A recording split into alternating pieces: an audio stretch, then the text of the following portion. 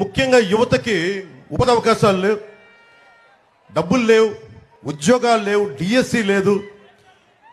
మనకి సరైన ముఖ్యంగా ఉపాధి అవకాశాలు ఎలా కావాలంటే మీకు బలమైన ప్రభుత్వం ఉన్నప్పుడే మనం ఏదైనా తీసుకురాగలం. ప్రతి పాస్బుక్కి 10,000 అడిగే ఎమ్మెల్యే ఉంటే మనకి ఉద్యోగాలు ఉపాధి అవకాశాలు రావు మనకి.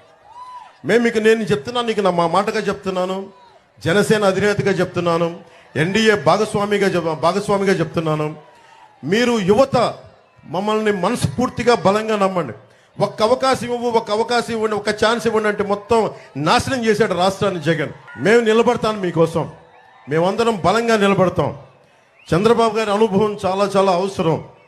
వైసీపీ వ్యతిరేక ఓటు చీలకూడదని పదే ఎందుకు చెప్పానంటే, మనకి పెడలలో రైతు కన్నీరు పెట్టకూడదు, చేనేత కళాకారులు బాధపడకూడదు, అలాగే ప్రతి ఒక్కరు కూడా ఆనందంగా ఉండాలి, ఉపాధి అవకాశాలు రావాలి, సకాలంలో ఉద్యోగాలు రావాలి.